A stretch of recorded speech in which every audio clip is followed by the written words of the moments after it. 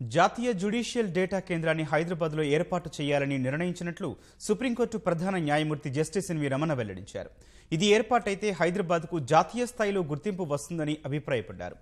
కోర్టులో మౌలిక వసతుల కల్పనకు తాను ప్రతిపాదించిన జ్యుడిషియల్ ఇన్ఫ్రాస్ట్రక్చర్ కార్పొరేషన్పై ఈ నెలాఖరులో ఢిల్లీలో జరిగే సమావేశంలో నిర్ణయం తీసుకోనున్నట్లు సీజేఐ తెలిపారు. సుప్రీంకోర్టు ప్రధాన న్యాయమూర్తిగా బాధ్యతలు స్వీకరించిన అనంతరం జస్టిస్ ఎన్వి రమణకు తెలంగాణ హైకోర్టులో తొలిసారిగా సన్మాన కార్యక్రమం నిర్వహించారు. Telangana bar council advocate association ఆధ్వర్యంలో సన్మాన కార్యక్రమం జరిగింది. ఈ సందర్భంగా హైకోర్టు కలియదిరిగిన ఎన్వి రమణ భావోద్వేగానికి లోనయ్యారు. అప్పటి జ్ఞాపకాలు గుర్తు చేసుకున్నారు. హైకోర్టు నుంచి ఎంతో నేర్చుకున్నానన్న జస్టిస్ రమణ రుణం తీర్చుకునేందుకు శ్రమిస్తానన్నారు. ఢిల్లీకి రాజైన తల్లికి బిడ్డేనని నేను ఎంత ఉన్నతమైనటువంటి శిఖరాన్ని అధిష్ఠించినప్పటికీ కూడా ఈ హైకోర్టు బార్ అసోసియేషన్ సభ్యుడినే, ఇక్కడ ఉన్నటువంటి రమణనే.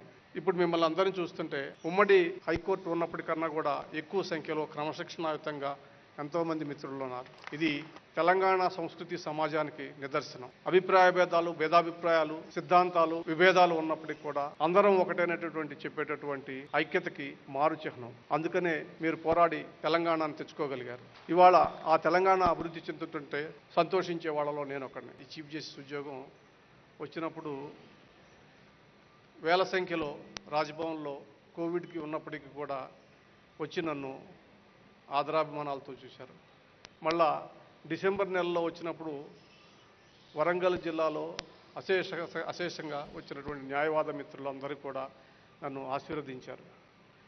నన్ను కన్నా తల్లిదండ్రుల వలె నన్ను పసిబిడ్డలా హక్కును చేర్చుకున్నటువంటి అపార ఆదరాభిమానాలతో, ప్రేమతో, ఆశీర్వచనాలతోటి నన్ను ముంచెత్తినటువంటి ఈ తెలంగాణ గడ్డ నిష్కలంషంగా ప్రగతిశీల తెలంగాణ సమాజానికి శతకోటి వందనాలు. సామాన్యుడికి న్యాయం చేకూరడానికి కోర్టులు అందుబాటులో ఉండడం, మౌలిక సదుపాయాలు ముఖ్యమన్న సీజేఐ మౌలిక సదుపాయాల కల్పనకు తాను ప్రతిపాదించిన జ్యుడిషియల్ ఇన్ఫ్రాస్ట్రక్చర్ కార్పొరేషన్ పై ఈ నెలాఖరులో స్పష్టత వస్తుందన్నారు. జ్యుడిషియల్ ఇన్ఫ్రాస్ట్రక్చర్ కార్పొరేషన్ అనేటటువంటిది ఒకటి స్థాపించాలా. ఫండ్స్ అన్నింటినీ కూడా డైరెక్ట్ గా ఆ కార్పొరేషన్ కి ఇస్తే ఎటువంటి వృధా జరగకుండా సత్వరమే కోర్టు బిల్డింగుల నిర్మాణం జరుగుతుంది అనేటటువంటి విషయాన్ని ప్రభుత్వానికి తీసుకెళ్లాను. ఈ నెల 29-30 తారీఖుల్లో దేశవ్యాప్తంగా ఉన్నటువంటి రాష్ట్ర ముఖ్యమంత్రులు, రాష్ట్ర ప్రధాన న్యాయమూర్తులు, ప్రధానమంత్రి, లా మంత్రితోటి కూర్చొని ఒక 2 రోజుల పాటు సదస్సు జరగబోతుంది ఢిల్లీలో.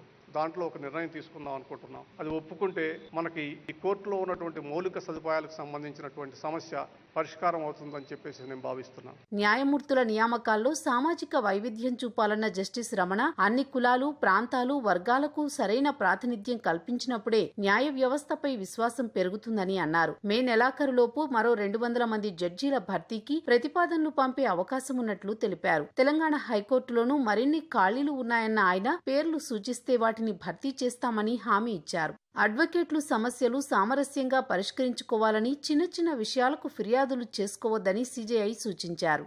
తెలంగాణకు సంబంధించినటువంటి విషయం మన సంఖ్య 24 ఉంటే దానికి 42 చేసుకున్నాం. ఇంకా కొన్ని ఖాళీలు ఉన్నాయి. ప్రధాన న్యాయమూర్తి గారు వారి కొలీజియం మెంబర్స్ కనుక తొందరగా కనుక పేర్లు పంపితే తప్పనిసరిగా ఆ సమస్యకి పరిష్కారం అవుతుందని చెప్పేసి నేను అనుకుంటున్నాను. All India judicial data management కోసం ఒక సెంటర్ని ఏర్పాటు చేయాలని చెప్పి అనుకున్నాం. హైదరాబాద్లోనే దాన్ని ఏర్పాటు చేయాలనేటటువంటి విషయాన్ని నేను ఒక నిర్ణయం తీసుకున్నాను. నేషనల్ కంపెనీ అపిలేట్ ట్రైబ్యునల్ ఒకటి బెంచ్ ఒకటి కాన్స్టిట్యూట్ చేయాలని చెప్పేసి కూడా ఫైనాన్స్ మినిస్టర్ని కోరాను. భారత న్యాయ వ్యవస్థపై సుప్రీంకోర్టు ప్రధాన న్యాయమూర్తి జస్టిస్ ఎన్వి రమణకు ఉన్న ఆసక్తి, చేస్తున్న కృషి ఎంతో అభినందనీయమని హైకోర్టు ప్రధాన న్యాయమూర్తి జస్టిస్ సతీష్ చంద్ర శర్మ అన్నారు. వ్యవసాయ కుటుంబం నుంచి వచ్చి జస్టిస్ ఎన్వి రమణ ఇంతటి గొప్ప స్థానానికి ఎదగడం గొప్ప విషయమని Telangana bar association chairman Narasimhareddy అన్నారు. సుప్రీంకోర్టు ప్రధాన న్యాయమూర్తి అయ్యాక ఎన్నో సంస్కరణలు తీసుకొచ్చారని కొనియాడారు. This felicitation function was long due and it is much deserving.